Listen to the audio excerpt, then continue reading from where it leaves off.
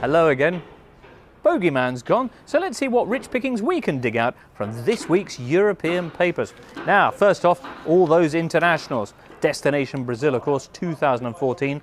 To get there, though, you have to go through endless rounds of preliminary matches to see who measures up. A bit like a courtship with Tom Cruise, say, but without the Thetan overlord. Anyway, this midweek's results were possibly the worst set of qualifications since Prince Edward left college. Spain, for example, could only manage an oof away to Georgia, 1-0. Sounds like a classic performance. It's 80% of possession, 1 goal. Olé!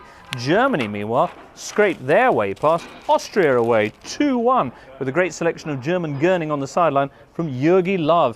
Here it is: curse, yell, tremble, doubt. That's my favourite one there.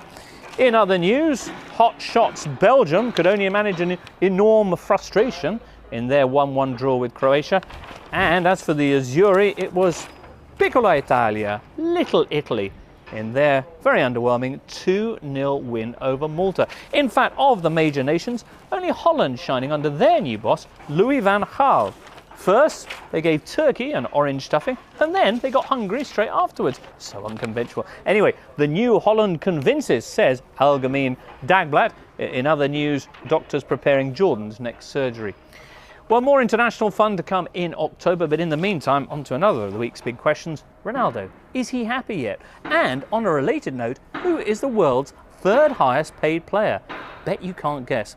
Well, Gazzetta this week were talking about wages after Ronaldo last week had a bit of a moan about Madrid, and then his agent flew in, 4 talks with the club, and look, a smile popped right back onto his face. The news here, a new deal is on the way. Rumours are it's going to be worth 13 million euros a year net, which will buy you a lot of pants.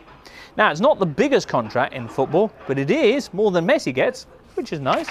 What's surprising, though, is the list of the top 5 earners in football, as compiled by the Gazzetta dello Sport this week. In first place, of course, is Samuel Eto'o of Russian club Anzhi Makaleli. 20 million euros he gets from them. Second place, for the moment, Zlatan Ibrahimovic on 12 million euros. But if that sounds like a kick in the head, look who's in third.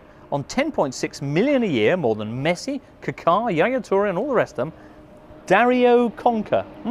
Dario Leonardo Conca. He's an Argentine fantasista, plays for Guangzhou in China, 29 years old, never played for the Argentine senior side, and he's getting 10.6 million euros a year. Although, being Conca, there must be some strings attached. By the way, anyway, there's some good news in last week's other sad footballer story. Poor old Cesc Fabregas. You'll recall that last Friday he issued his very own cry for help about his sad situation in the Catalan capital. Then, on Saturday, suggesting there's a conspiracy against me. This week, though, after getting a couple of inquiries from Milan, El Mundo has him coquettishly reclining on some nearby sand, joy of Cesc all over his face, saying, "I am very happy at Barcelona. I'm a fighter, and I'm going to fight for my place in the first team." Great news. Well, let's finish off anyway this week with another slice of life from Italy, and today it's Cesena, the Cavallucci Marini, the Seahorses. In fact, the club that you'll recall last season went through 4 managers before getting relegated to Serie B. Well, this summer there was some concern then when the owner, 38-year-old Igor Campanelli, named none other than his own younger brother as the new boss, the 33-year-old Nicola. "I am here on merit, not because of family ties," insisted Nicola back then. He'd had a couple of seasons of experience with clubs in the 4th and 5th tiers. Tiers, though, is how this one has ended as well, because just 3 games in, his big brother has already made him the first manager anywhere in the top European divisions to get the bullet. Fratelli Coltelli, as the Gazzetta's evocative headline had it on Tuesday. Brothers of the knife.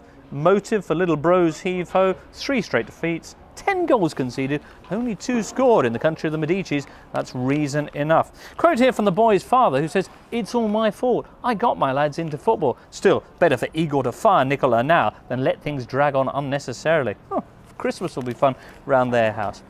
Now, while young Nicola heads off to form ACBDI, Igor, fresh from his relative disaster, has now turned to Pierpaolo Bisoli, no relation, who had previously taken Cesena to 2 straight promotions before heading off to Cagliari and Bologna for disastrous stints there. And his return saluted by a truly remarkable bit of writing from the dear old Gazzetta. "It is the 11th of September, they say, and this is like a sporting ground zero for Cesena." Top Stop writing, fellows. And on that note, that's it for this week's paper roundup. We'll be back in 7 days with more fantastic European headlines. Have a super time. Until then.